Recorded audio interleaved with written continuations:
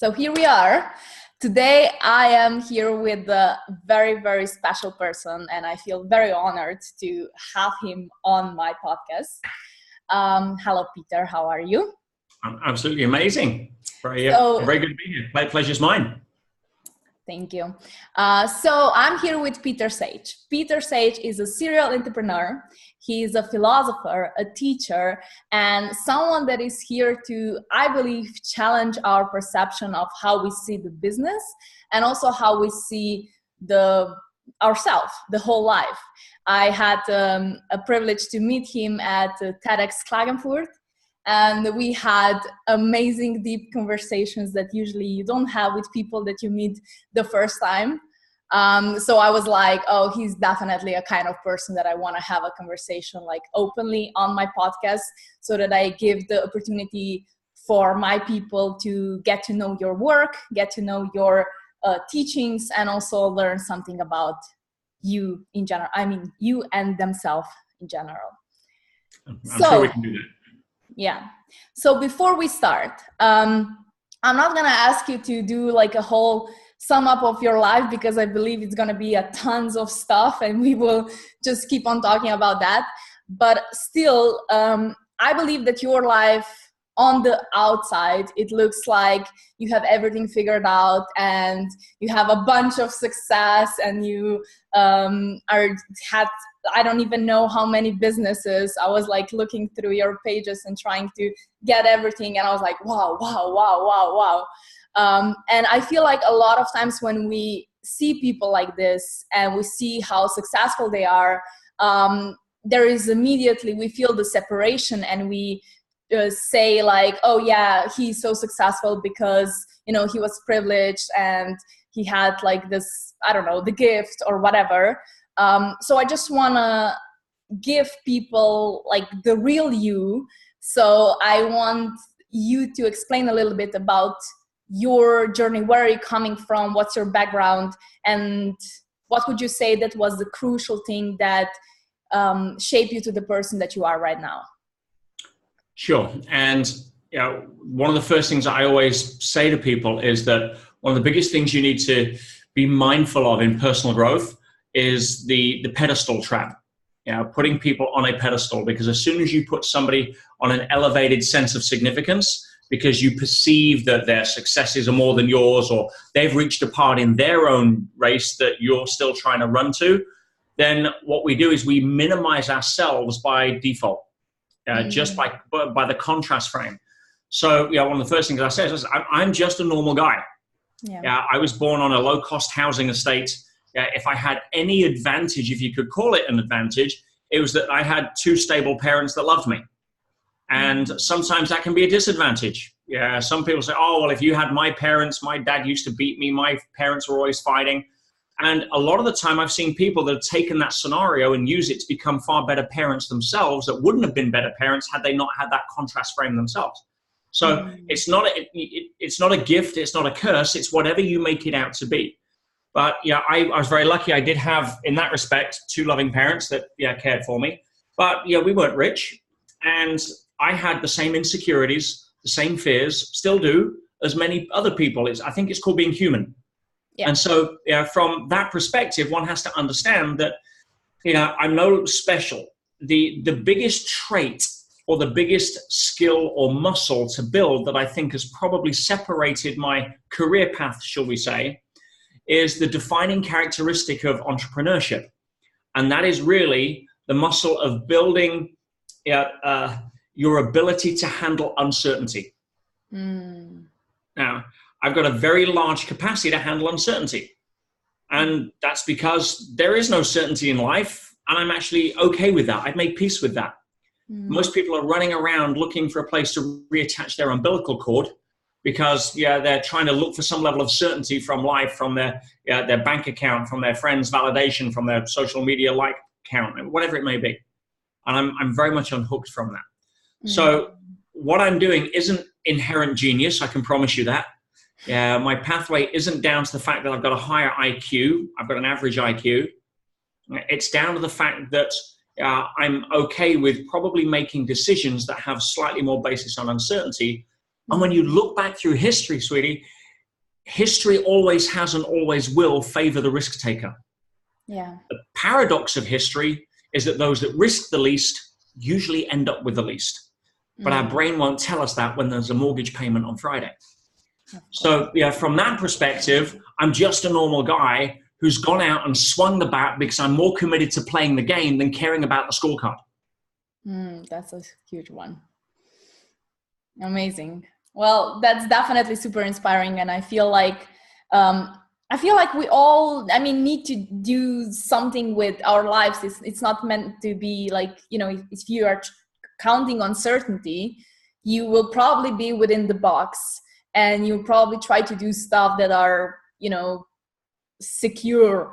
But one of the things that I try to tell to people is that was my journey, was especially to find what feels the most exciting within me, no matter what was the risk and no matter what the people around me said about it.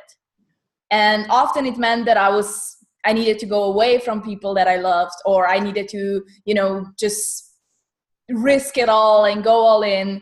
And I was kind of afraid to admit at first, but I would say that what got me the success was actually selfishly listening to myself. Mm-hmm. So what's your perspective of that? Would you agree that there is, that the only thing that we really know what's the right thing for us is within us? Or it's not quite as cut and dry as nothing usually is. Life is an orchestra, it's not an instrument. But to hone in on something which I think is a really valuable topic, and I'm really grateful the fact that you're bringing its awareness to so many people, is that we star in one movie called The Movie of Our Life. And we star in that movie, and we are the only star in that movie because we're the only person that's in every scene in that movie. Yeah. Everybody else in your movie is one of two things. Either they are a supporting cast, family member, spouse, what have you, or 99.9% of people in your movie will only ever be film extras in your movie, which means as soon as they're not in your scene anymore, you're not thinking about them, they don't show up on your radar, you're not making decisions based upon what you think they will or won't feel or approve of. The people you're standing next to in Starbucks don't care about what you're wearing.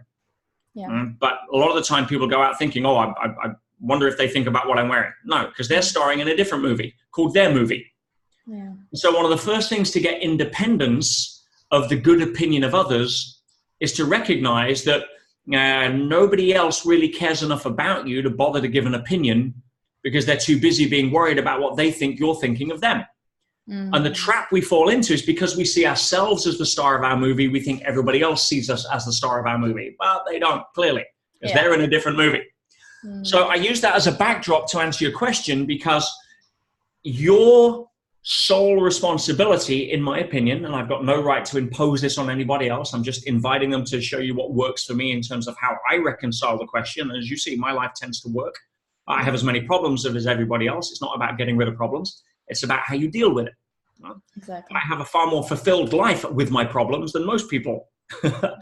So our job is really to become the best version of ourselves and become the example and invitation. But that's our role and responsibility, not to care about whether somebody else is filming a drama, a horror story, a soap opera. It's whatever movie they're in is their movie. Yeah. Because we're all born with something called free will. And we, therefore, have the right to exercise that free will.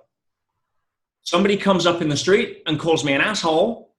They have absolutely every right to do that because they have free will, and how they choose to use that free will is their deal. They have every right to put a gun at my head and pull a trigger. That's free will. Now, choices have consequences. Yeah. So if they put a gun against my head and pull a trigger, then the consequences of that, they'll probably spend the rest of their life in jail. Right? So, but they have free will, so you have to hold that as a frame. So you're not responsible for how other people choose to use their free will. The only thing you're responsible for is how you use your free will. Now, here's where we get to the second part of the question. If you're getting a hit, an energy hit, a congruent sense of self-truth, that your job is to move away in order to further the quality of your movie on becoming the best actor or actress that you can be in that particular scenario. But you don't want to do it because it may upset people, or they're saying, oh, well, I need you need to be around me. Well, no, that's called codependency of hoping somebody else in their movie makes their movie better. It's not your job. You're not responsible for how they choose to use their free will in interpreting the meaning from that.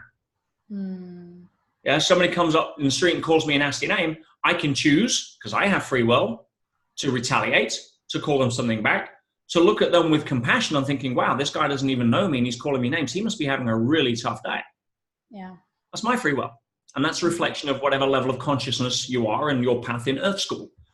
But the distinction here, and it's a very critical one for the message that you're trying to share, is discerning what is your truth versus what are your fears trying to justify for you in order to back out of a lesson you need to learn. I'll give you an example, relationship, which most people can relate to. Let's say you're having a tough time in a relationship and you think, you know something, I don't need this shit. I don't need to be with this person. I need to be treated better than this. That could be one of two categories. It could be the fact that your truth is saying it's time to leave because this guy needs to grow up and understand what unconditional love is, not, egocentric, it's all about me. That could be it. And my boundaries need to be put in place. I need to respect myself more. And as much as part of me loves this guy for who he is, I need to get out of there. Yeah. Now, if that's your truth, that's the right move. However, your truth may be to learn how to deal with difficult people or how to modify your behavior in some way as to not trigger somebody. And therefore, your role is to stay in that relationship a little longer until you learn the lessons of what they're presenting to you as part of your disowned parts. Yeah. And your fear and insecurity says, I don't want to learn that lesson. It's going to be easier to ditch him, blame him, and go find Mr. Right. So the dance, when it comes to selfishness, in terms of your own personal journey, is to make the decision, is this my truth? Or is it my fears and insecurities that are trying to talk me out of a lesson I need to learn, in which case the lesson will probably stop. Yeah. If you learn the lesson of holding a space for somebody rather than judging them for dropping their underwear on the floor and not picking it up, and that grinds your gears, maybe your job is to understand that your job is to hold a space for somebody and you've got no right to change them to fit your pictures. And as soon as you're okay with that, guess what? He starts picking up his dirty pants and putting them in the laundry. Because you no longer need to learn that lesson. And now all of a sudden, equilibrium is restored. You're like, wow, thank goodness I didn't go. Because if you did go, you'd probably go find somebody else that's leaving crap on the floor. Yeah. Until you learn the lesson. So you can justify being quote unquote selfish in a way that your job is not to pander to somebody else's insecurities in terms of what's going on in their movie. Now you can also come from a place of, well, I need to weigh it up. Is this going to hurt this person in a way where it's not really that big a deal if I go, but it's going to hurt them if I do? And you make the call. But don't make it through being talked out of a decision that is not coming from you in your power. If you're standing in your power, you can listen to truth. Yes. When you're not standing in your power, you will be influenced by other people's certainty if you have rapport. If you don't have rapport and they try and influence you, you'll kick back and defend. But if you have rapport, it's a friend, it's a loved one, it's a family member, it's a part of your inner circle or peer group. And you're a little uncertain, should I go, should I not? And they're like, no, you can't leave because of this. And they have more certainty. Yeah. You will be influenced if you are not standing in your power. It's when you're in your truth that you can come from a place of, listen, I love you, but I got to do this anyway. And I'll give you one last example back to the relationship side. Let's say a guy wants to go to war because he's a warrior, he's a soldier, and he gets the call. And he has to go because he spent years learning how to defend his country, and now all of a sudden there's a need for him to go fight. And you're the loving spouse at home who's got her own thing going on, probably successful business or whatever, but you don't want him to go. Because that he could die, he could hurt, he could leave you. There's a lot of fear and insecurity coming up. And you're like, honey, please don't go. Find a way to get out of this. I don't want you to go. I love you too much. I can't lose you. Please just find it. I can't be left alone right now. Whatever. Now, his truth at that point may well, if he is a warrior, is to go to war. Maybe to go, yeah. He loves you. He doesn't want to hurt you. But his truth is to walk out of that door. Now, if he gets to the door and he turns around, if his truth is to say, you know something, I'm done with being a political pawn on somebody else's chessboard. Yeah, this isn't my truth. I'm not due to go here. I'd rather stay and fight the war of not going so I can support and fight for my family, what I care about, rather than some country, the other side of the world I've never been to. That could be one thing. Or if he turns around and says, oh, you know, honey, you're right. Yeah, I love you. I don't want you to be upset. I'm not going. If his truth is to go and he denies that truth because he's pandering to your insecurities, you will no longer trust him. Yeah. Your ego doesn't want him to go. Your heart doesn't want him to go. Your insecurities don't want him to go. But part of you knows he's a freaking warrior and his job is to go. Yeah. So that's where you need to understand what's being selfish and what is my truth. Yeah. That makes sense? Yes, that makes a lot of sense. And that's why it was, when I was creating the whole like selfish principles, one of the first thing that is there is like, follow your truth, like know what's your truth. And then also be aware that other people have their truth as well. So it's not like be selfish and manipulate other people to do stuff that you want them to do. It's more about like being selfish and allow other people to be selfish as well. So everyone has their own truth. And I really feel that we are contributing the most when we are listening to it. Because maybe in that case, like the wife that is staying at home, she needs to learn how to deal with that. Like maybe even the fear of losing him, you know, there are important soul lessons here. And if he would just be like, okay, I'm going to stay here, then both of them would be like unable to learn the lessons that are needed there to be learned. So I feel like once we are taking responsibility for our own happiness and following our path, that it's kind of like, you know, it's there, even if it's not exactly what other people want us to be, we are still in some case, I mean, in some level, contributing to them, giving them an opportunity to learn, giving them an opportunity to grow.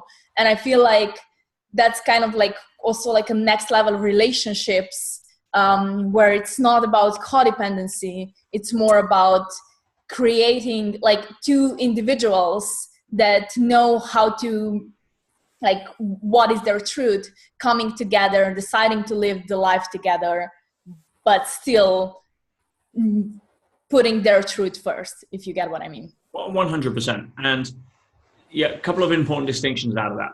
One is that people need to understand you cannot give that which you don't have.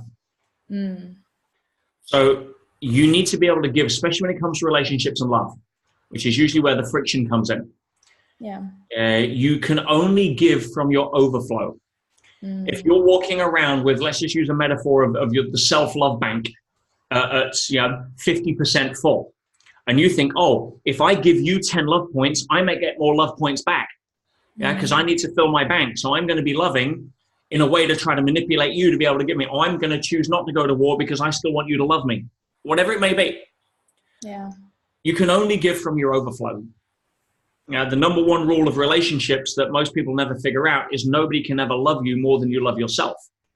So if you're not focused on filling yourself up, and women are in my experience, they're far more susceptible to the downside to this. You're always seeking to fill up.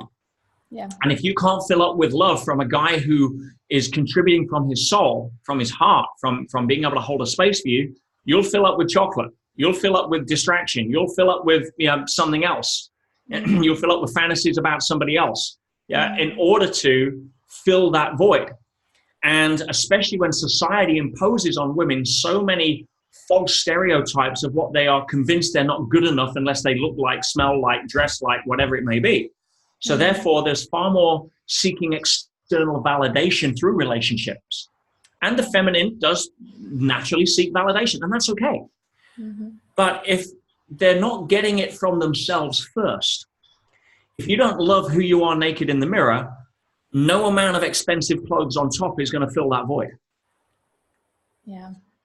And if you're okay looking at yourself with everything there, the magnificence of the wobbly bits, and all of the other stuff, and the little, I've got a mole here, this boob's slightly different to this, but whatever, all of that self-talk.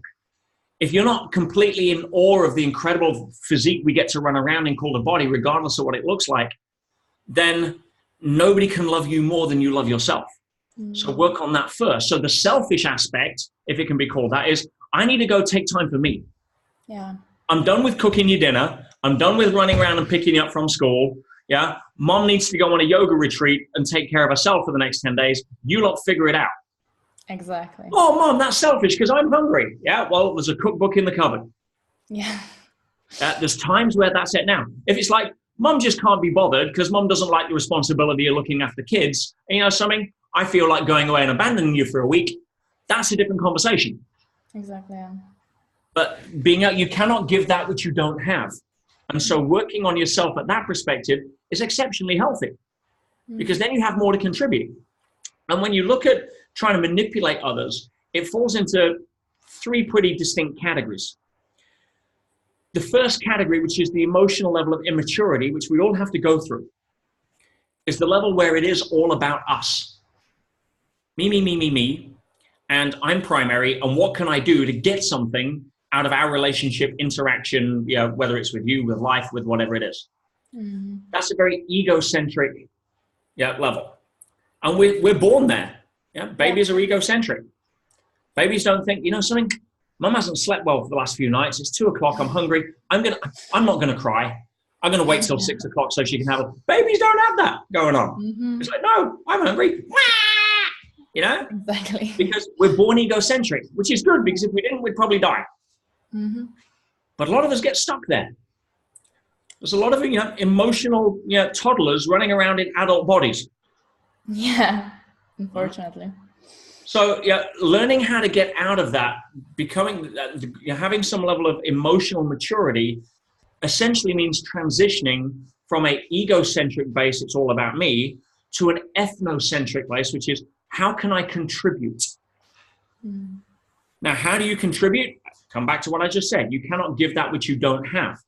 So you need to grow in order to contribute. You can't help somebody carry the weight that you want to help them carry if you haven't been to the gym. Yeah. So, that's a different aspect. And a lot of people wake up too late to get there, or they need a significant emotional event that slaps them and gets their attention in order to realize that being the egocentric person is a life that sucks, because life's going to keep telling you that ain't the deal. Exactly. You've only got to get to nature and see that nature operates on two rules: growth and contribution. An acorn, you don't look at an acorn and say, hey, acorn, come on, sort it out. We need some leaves here. No, it's got to go through its growth phase. The purpose of the tree is to give the leaves that take the carbon dioxide out of the atmosphere to clean up the air so it can give the oxygen back. That's what a tree does. But complaining at the acorn for not doing that is futile. You can't blame a baby for not wanting to give you a lion in the morning. So you recognize people are out on their own journey. The big distinction here, honey, is that emotional maturity and levels of consciousness are not linked to age. Well, he should know better. He's an adult. Sorry, it doesn't work that way. Exactly. Yeah. If you're an old soul, you've been around the block a few times, then you've probably got to a point where, you come in, you know this stuff, and you're able to come from you grow up quicker. Mature emotionally at a higher level. But you can't blame somebody. You can't blame a 3-year-old for not knowing social economics. Yeah. So it's about holding the space. Now, if you're all about you don't hold a space for anyone because you're inconveniencing me. I want this. This isn't fair. You grow out of that. My boyfriend's being an idiot by dropping his clothes on the stuff and forget. I can hold a space for him. I can invite him. I don't get to judge him for being a messy pig, because if that's who he is, that's who he is. I have every right to choose whether my truth is to live with a messy pig or go find somebody that isn't. Exactly. But I don't get to blame him for being who he is at his level of consciousness. Yeah. That's brilliant. Like, I feel like you're bringing the, I don't know, just like the perfect insights for creating a bigger picture also around just like the brand that I want to create and everything, because I feel like, and that was my reason why I started to actually talk about those things, is to remind myself that I have every right to choose for myself what I want to do in my life, where I want to go, and all the things. And also to I feel like the hardest part, to be honest, the hardest part that I was most afraid of, when I started like preaching about it, I knew that I will have to start living this in relationship as well. And I was super afraid that my boyfriend's gonna tell me like, oh, this is just because you haven't filled up your cup yet. It's not about me. I didn't do anything wrong here. Just go and figure it out. And that's exactly what started happening. And like I had like I feel like I grown so much just from that, like stop being a victim. And like you said, like women, we're having a huge like wounds regarding that. Like we really do want to like manipulate others through playing a victim of like, oh, he didn't do that, you know. It's like, it's in me, it's in every woman I interact, and I feel it's up to us to heal that. But it also takes like a conscious man on the other side who is willing to remind us about that on a pleasant way, not like judging us, holding space for this. So it's definitely like a nice how should I say, the like connecting to people. It's hard to do these things. Yeah, it's a synergy. Yeah, exactly. And then you respect your truth. I mean, I've given a lot of talks on podcasts about, you know, my thoughts around relationships and what I would call a newer model of relationship based on the old model of control and etc. And yeah, again, you have to live that. Yeah, I'm a great believer that two people should be incredible instruments on their own that can make beautiful music on their own, and when they come together, they have the potential to be a symphony and play in harmony. But you know, the reason I just recently walked away from a 7-year relationship was because it was my truth to do so. Now, my insecurity didn't want to leave. My sense of not wanting to hurt somebody didn't want to leave. Yeah. And I had to sit and look at that. What is my truth? And my truth was, I'm sorry, but I need to walk away. And part of the reason for that was because we'd spend so much time together, we'd started to not be able to make music on our own. Mm-hmm. One person's the violin, one person's the bow, and you kind of need each other.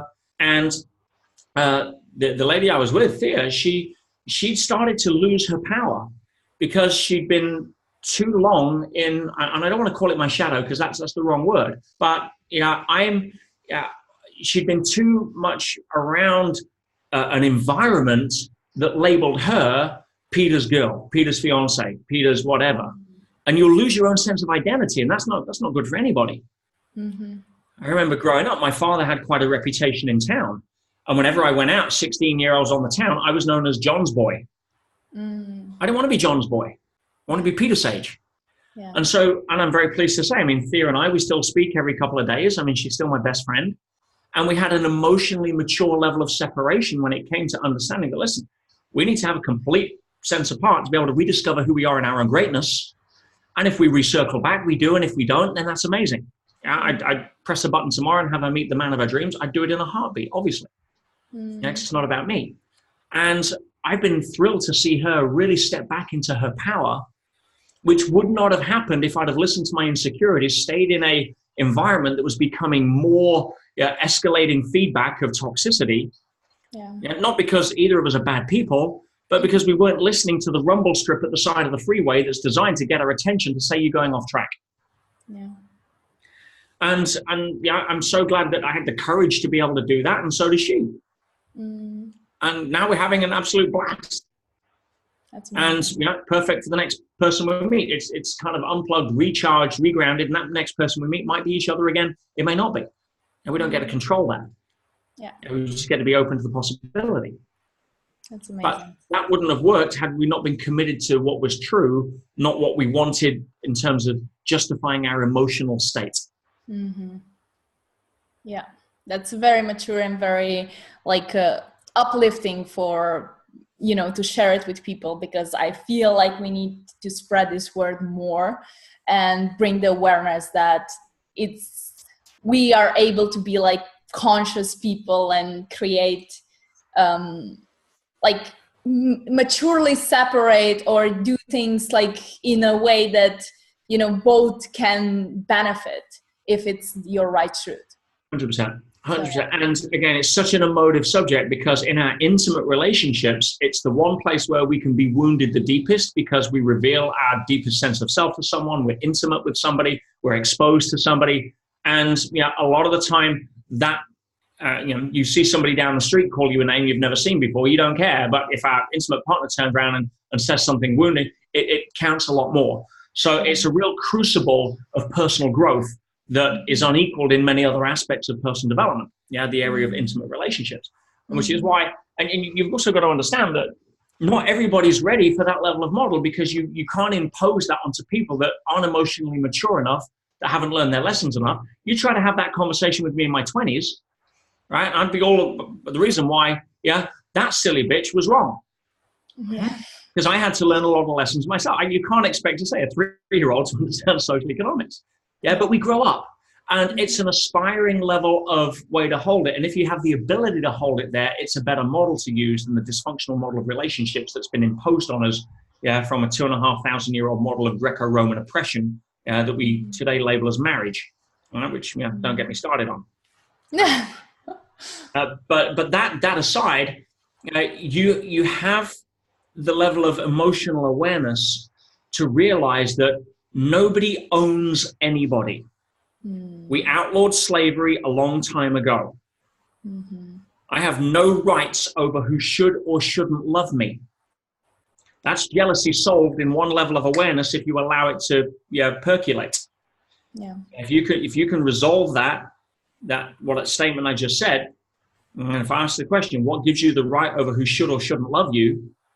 The answer you have to come to a conclusion with is nothing. Nobody has the right over who should or shouldn't love you. But we impose that to, if you love me, you should do this. Well, no, that's your rules for what you think love is, which by definition is conditional, not unconditional.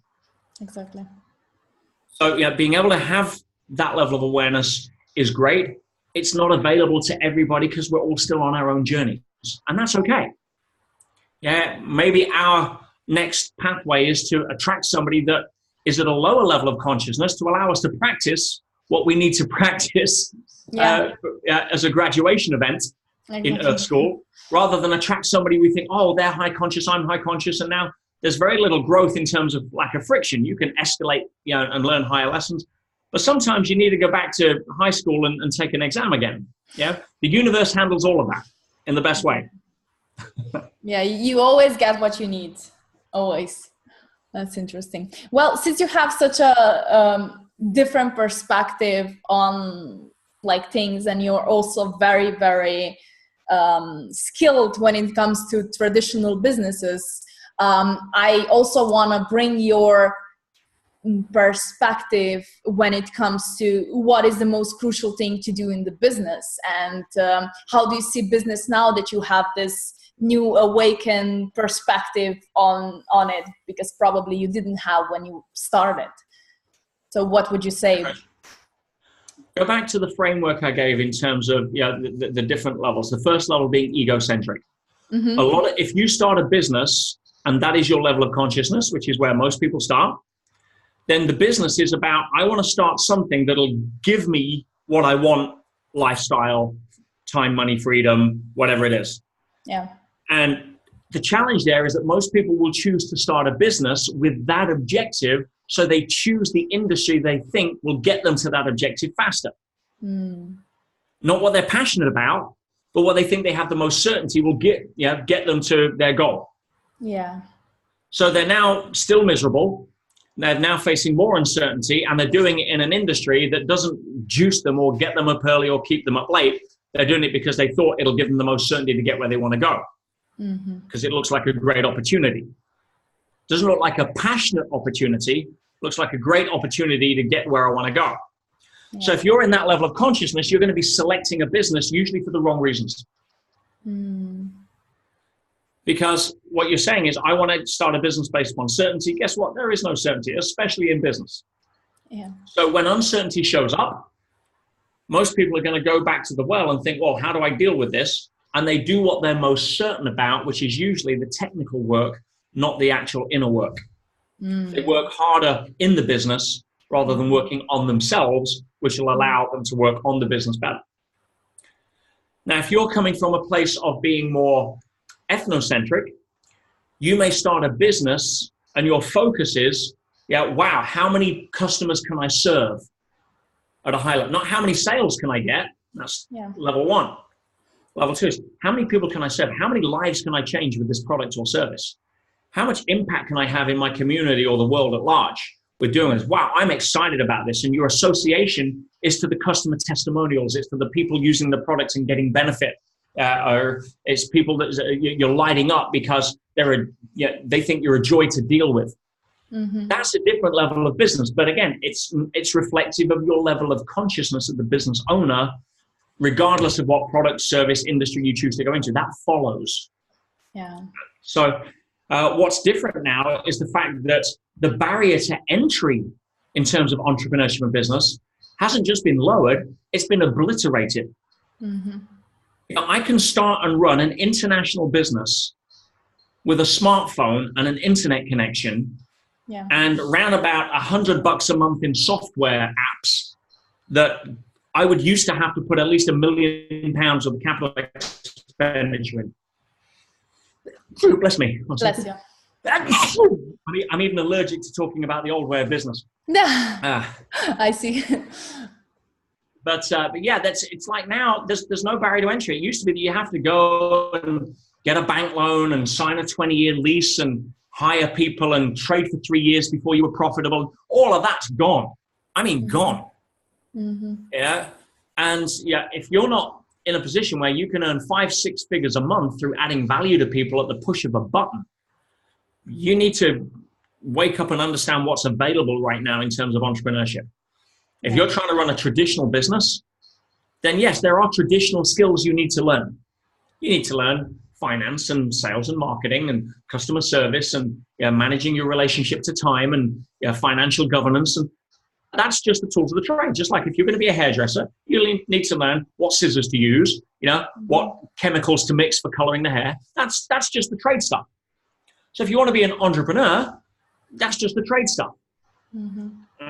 But in terms of if you've mastered that or you're learning that and you're applying it and you're not getting the result you want, you need to look at saying, is this what I should be doing? Because business isn't for everybody. As I said, the number one characteristic of an entrepreneur is the ability to handle uncertainty. Because you ain't getting a paycheck on Friday. In fact, you're the last person to be paid. So if you're happy with that, great. If you're doing that and you're scared because you're in level one where it's all about you, you're going to freak out more. If you're about handling uncertainty because you're focused on what you can give and you see business as a vehicle to be able to do that, it's a vehicle for my personal growth. It's a vehicle for me to be able to contribute. It's a vehicle for me to barely sail down this adventurous river called life, regardless of how it bends. Boom, different relationship. Exactly. But that's just down to the business owner based on where they are on their journey. That's really good. How would you say, since we were talking about this level of consciousness and everything and working on themselves, what would you say that it's like the most crucial way, or like how would you advise people to level up on the consciousness map or to work on themselves? What would you say? Well, I use a framework because consciousness is slightly challenging as a word. You've got two extremes, if you like. On the scientific side, biology reduces it to a hypothetical byproduct of brain function, which it isn't. It's never been proven, never will be proven, because it just isn't. A brain doesn't produce consciousness any more than a radio station writes and produces music. Exactly. Right. So, that's just not how it works. Any more than a television produces programs. But on the other side, we tend to have this nebulous consciousness, and the new age personal growth movement pick it up and start throwing around labels like divine and ether and, all of that stuff. And you can't get a handle on it. You can't make it real. You can't get a framework to work around. So as you say, practically say, how do I take the next steps in raising my consciousness? Exactly. Now, I tend to work with a framework that was introduced by, you can see behind me, the late, great David Hawkins. In fact, next to him as you can see, that gradiated color map is his actual map of consciousness. I believe he should have won a Nobel Prize for. Just that I don't think the people that give out Nobel Prizes calibrate high enough on the map of consciousness to recognize the genius in it. That's another conversation. Yeah. But so I use that, the tipping points, which he really articulates so profoundly in his book, Power versus Force. The tipping point between that ethnocentric and egocentric sort of crossover, the point where you grow up, the point where you finally, don't become the emotional toddler, but you actually step into your adult body at the same level of thinking, is the point where you cross over the line from pride to courage. Courage. See, pride is all about you. And there's an important distinction here as well, honey, that there's no right or wrong here. Let's not get our spiritual egos rising up thinking, oh, well, I want to be at this level. No, that's just spiritual ego. Right? What's better, a 10-year-old or a 15-year-old? Nothing. A sapling or a tree? Both equally. They're just different expressions along their own journey of evolution. So if someone's operating right down at the levels of guilt or shame or apathy or fear, it doesn't mean that you're better than them because you're operating at courage or forgiveness or acceptance. It's the fact that they're just in that particular part of their journey having a tough time, and they're at a certain stage of emotional development. You don't walk down the street, look at a caterpillar, point, and start laughing, saying, you're not a butterfly yet, you're stupid. So when you go from pride is the highest expression of force. Pride is the highest expression of look at me. Pride struts its stuff. Pride stands for something about it. It's there. And that's okay, because that's far better than apathy. That's far better than anger. But there's challenges that it's still based upon force because it's still egocentric. Pride comes before a fall. Pride will usually default down to anger if its pictures aren't met, and its biggest blind spot is denial. Pride thinks, by definition, it's more superior than you, so therefore it will invalidate most of the feedback that you give it in trying to help it grow out of pride, because what do you know? Because you're not good. Pride thinks it's better. Just what it is. But when you get to courage, courage is the next level. Now, see, pride will interpret courage as bravado. Oh, I'd have the courage to walk into a bar where there's 3 guys I can take on. That's not courage, that's bravado, that's ego. Having the courage to say sorry is a different game. Having the courage to walk away from a fight rather than get involved because your pride has been hurt takes courage. Wanting to sit down with your spouse and mend a broken part of the relationship rather than justify why you're right is courage. Having to face uncertainty and be okay with that, not try to control it, is courage. So crossing that threshold is the first step to being able to really empower yourself when it comes to raising consciousness. And one of the first things to do at that level, which will help, is to become absolutely okay with who you are and where you are right now. It's that naked look in the mirror. It's like, okay, where I'm at right now. My bank account is empty. My relationship's in the toilet. my friends don't like me. It was like, even my dogs ran away, whatever it is. I need to be okay and accept where I'm at now as okay so that I can choose to move forward. Because what will keep your lessons and the circumstances around you that you don't like is your constant resistance or complaining of them. Yeah. You see, if we see an empty bank balance as the opposite to a full one, and we resent that because we want a full one, we're only ever really going to attract an empty bank balance, because that's what we're giving energy to. We give way more energy to hating that than we do loving the full one. Yep. And you get what you think about. So instead, if you realize that if you've got an empty bank balance right now, that is the absolute perfect, beautifully perfect expression of what it is, an empty bank balance. So love it for being the perfect expression of what it is, and then go choose something different, which is actions, behaviors that will lead to a fuller bank balance. You don't blame a 3-year-old for being not an adult. Yeah. Again, you don't blame a caterpillar for not being a butterfly. It's the perfect expression of what it is.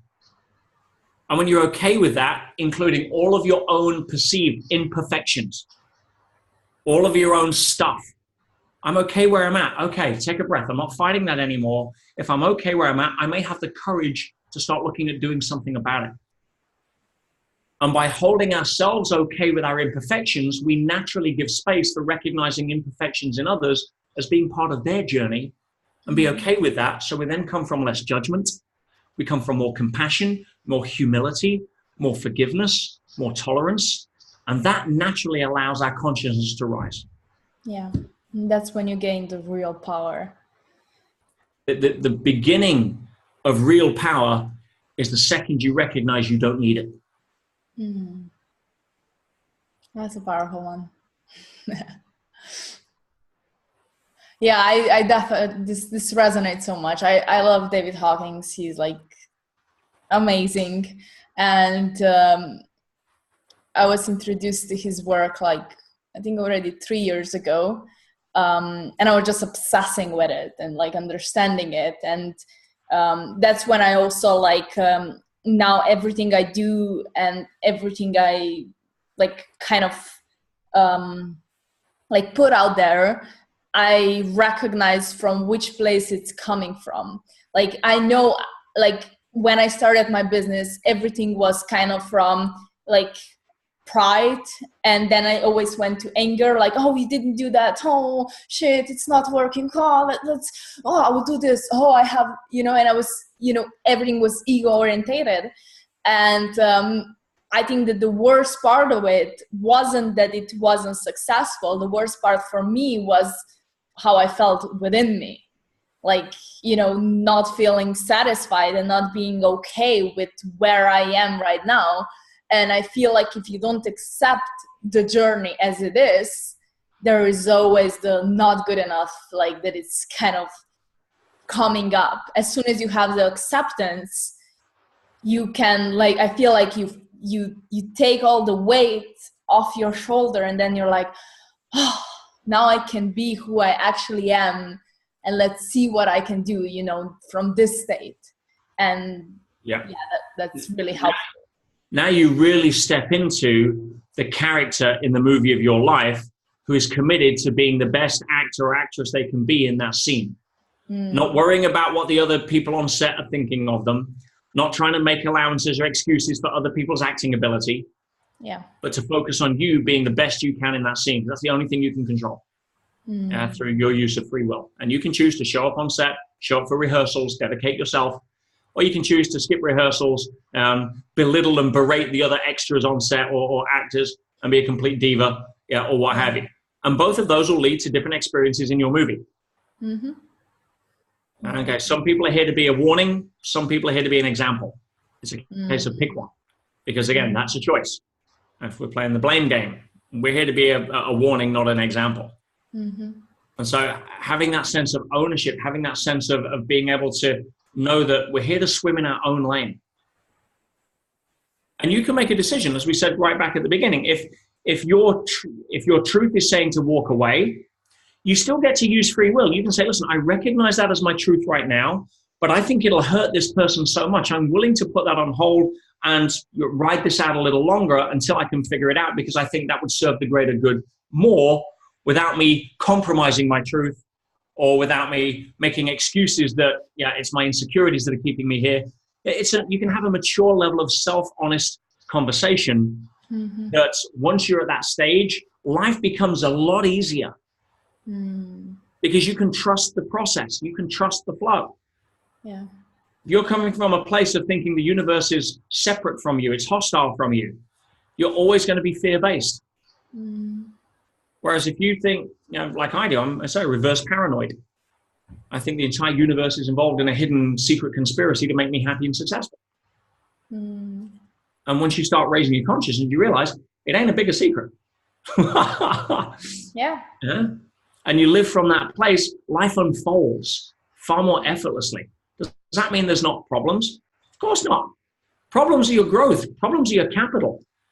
And when you say that you had, the worst part was the feeling, I'll give you a framework for that I think will help a lot of the listeners here. As you're driving down the freeway of life, we'll switch from the river of life to the freeway of life as a metaphor here. On either side of that freeway, you have a rumble strip.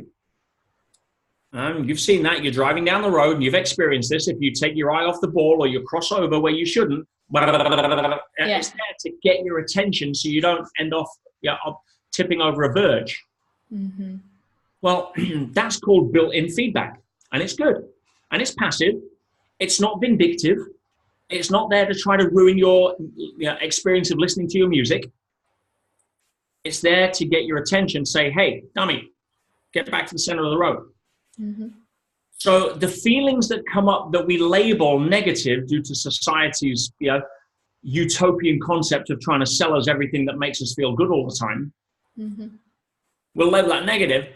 But if we realize what it is, if you're feeling depressed, it's simply the rumble strip on the freeway of life. It's showing you you're out of sync. You're probably too focused on yourself. You're probably trying to control stuff you can't control. You've probably not revisited an ethnocentric focus. You've probably got pictures in the outer world that are unrealistic with expectations you have of other people that aren't fitting those expectations. And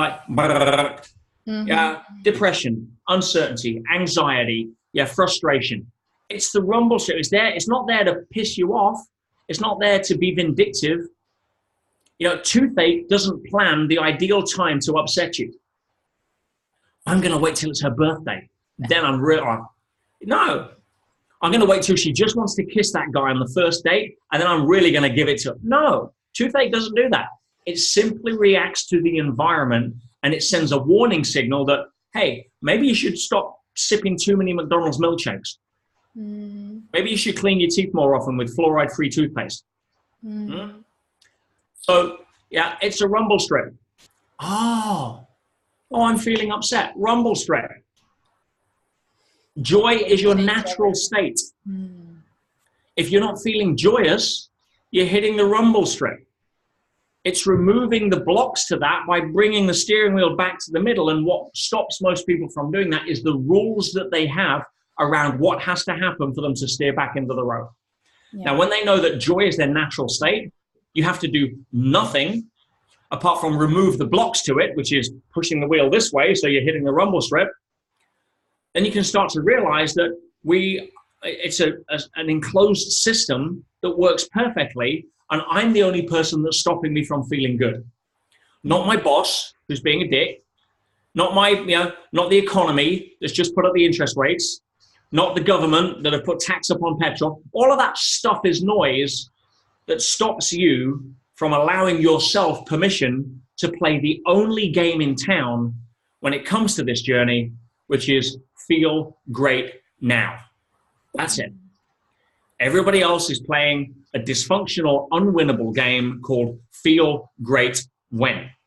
When I get the guy in my dreams, when I get the car I want to drive, when I have enough money to pay the mortgage off, when I have enough social media following, then I'll feel I've made it. That's just fear, insecurity, and rules around what has to happen for you to self-validate in order for you to give yourself permission to be happy. Wake up. Yeah. So when you realize that that's going on, you can question your rules. And you can say, hang on a minute, if I'm depressed, yay, celebrate, rumble strip. If that rumble strip wasn't there, maybe I'd just go straight to suicide. Yeah, maybe I'd just go straight off the verge. Thank goodness the rumble strip there is called depression, because that's to get my attention to do something about it. Start focusing on what I can contribute rather than what I can take and isn't coming in. And all of a sudden, depression tends to go away. Yeah. Or I'll go to the doctors and get a pill called Prozac, which, by the way, outperformed its placebo in double-blind controlled studies by 2%. Oh. In other words, very strong. if you want to take a placebo, if you want to take an antidepressant, save yourself some money, take a sugar pill, go buy some M&Ms, and it's 98% as effective as per the medical journals and trials, because it's our thoughts around what it is. So that's like you going down the rumble strip, as I said, listening to the music, and it's like, that's inconvenient. I'll turn my music up. No, pay attention. Oh, I'm feeling depressed. I'll go take an antidepressant. No, it's there to get your attention. It's there for your benefit. It's there to support you. It's there as a gift. I'm feeling depressed. Fantastic. Thank you. Because then I may go into apathy. Then I may go into shame. Then I may go into, commit suicide or whatever. And thank goodness it's stopping me at this part of the road rather than going all the way off. Bang, time to pay attention. Make sense? Yes, that's a good wake-up call. I hope that, people receive it as well as I did, because it's like, it's definitely, it gives you, I feel like as soon as you shift the perception around the obstacles and you see it as something that is helping you on a way, it's so much easier. I feel like people will get so much from this podcast, and I know that there's going to be a lot of people that will want to know more or get more of your insights. So where can they find you? Well, my website, petersage.com, is always a great resource and a place to go to. If they want to get a little bit more of a deep dive, then says he, obviously the Inside Track, and if you've read that yet, but it's an absolute must. That's probably some of the best work that I've ever done on paper, tested in a real life scenario on how to overcome adversity. And it's really a tool set, a practical tool set on how to basically live life. So yes, that's available, next to nothing. And other than that, I'm on social as usual, trying to give it as much value as I can to people. And sharing my message with amazing mediums like the one you're putting on today. Awesome. Thank you so much. Unfortunately, we are exactly at the time schedule as we planned it. I would love to keep on talking with you. I got so many insights right now, and I feel really honored once again to have you here and to bring such a great content to my people. So thank you so much for doing this with me, and I wish you all the best with your life, with whatever project you are planning to go into. I'm sure it's going to be in the flow. I'm sure it's going to be with a lot of faith, so it will turn out great. So really, thank you so much. We always get what we need. And thank you, Sunny. Keep doing what you're doing. Thank you.